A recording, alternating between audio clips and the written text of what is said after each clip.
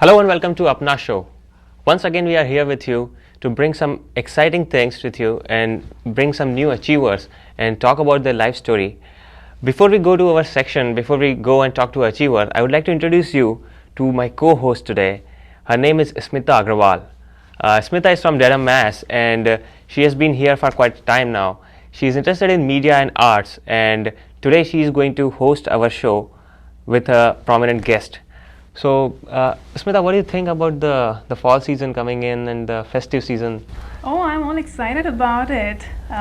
It's all good times ahead, and I heard we've got some exciting times for Dandiya. I think Falguni Pathak is doing a show here. Yeah, I think Gurjar this time. Yeah, Gurjar is organizing the event for Dandiya, and Falguni Pathak is going to be there. Oh, I present. see. So I'm all excited about that, and of course Diwali time ahead. So I've got some family in the US. We're planning to get together. That's great. So yeah, looking forward to it. All right. So I hope that our audience also, you are getting ready for the festive season, the fall colors, the Halloween. We wish you a very prosperous Diwali and a happy Indian New Year. Now I'm going to give the show away to Smita for introducing our guest and to talk to her and find out her achievement story. Over to Smita. Hello everyone and welcome to Apna show. Today we have with us Surbi Mittal, who has started her own business which is called Click and Climb, and we'll talk more about that. But let me start and welcome Surbi here. Welcome to Apna show, Surbi. Thank you, Smita. How are you? Very good. It's a pleasure to have you here today. Same here. I'm happy to be here. Great. So, Surbi, we wanted to talk about what you have done. Looks like it's been a journey for you, and you've come a long way. We'll want to know a whole lot about Click and Climb. Sure. But before we talk about that, tell us a little bit about yourself. How's life been? How was growing up, and how did you get to the US? I was born in India, so I came to the US about 5 years ago. I came here to pursue my master's degree, and my fiance then and husband now was here, so I came here because he was here. So I did my master's degree, I did a couple of jobs, and then my husband and I together started Click and Climb, and we've been working on that and just growing our company since past 2 years. Nice, interesting. So it's a 2 years old venture. Yeah, about 2 years now. Right. Okay. So tell us, how did you come up with this idea and what Click and Climb is all about? Okay, so Click and Climb is basically an online math tutoring company. So we've hired teachers in India, and we have our back office in India. And via the computer, via technology, they teach math to kids here in the US. Because we all know there's a shortage of affordable math tutoring in the US, and there are so many students who suffer from, who need help in math, and they don't have affordable help available, and other learning centers are so expensive. So to be able to make tutoring affordable and available to the students in the US, we started this company. I see. And we just read a few articles on online learning and knowledge process outsourcing, and that's why the idea generated, and we talked about it, and then we started it. Nice. Wow, very interesting.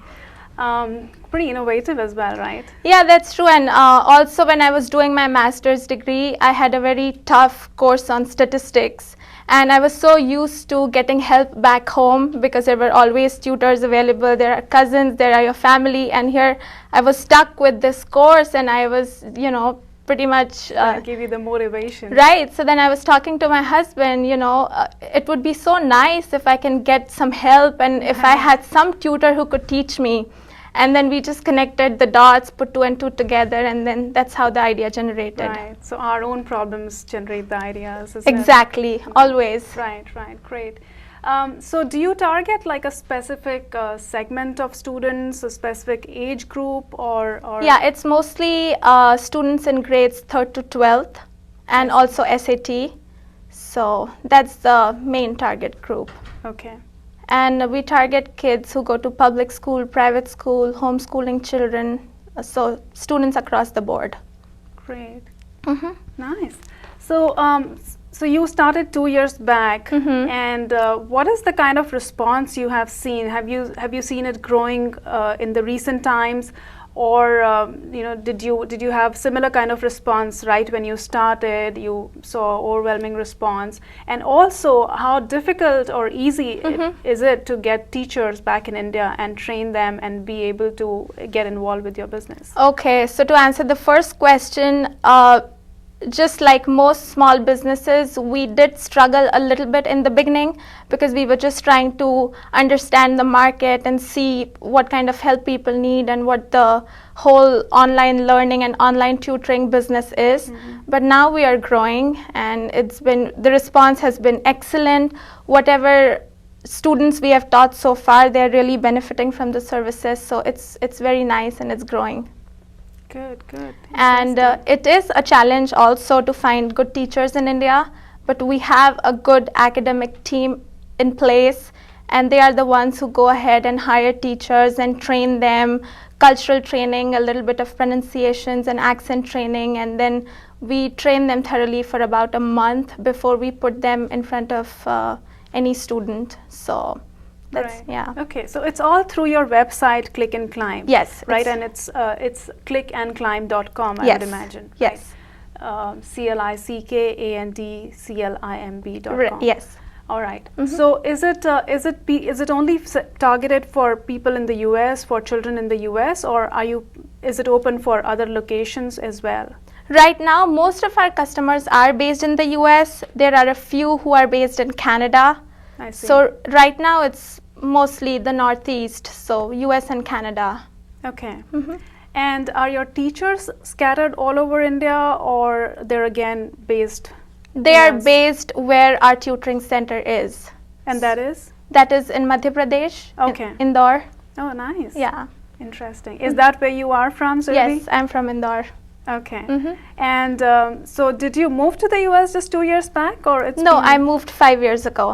Right. Yeah. And then you gave yourself time to settle down and then Yeah, start I the pursued my business. master's degree, Right, you and then mentioned I that. gained some experience. I did a couple of jobs, and then we started the company.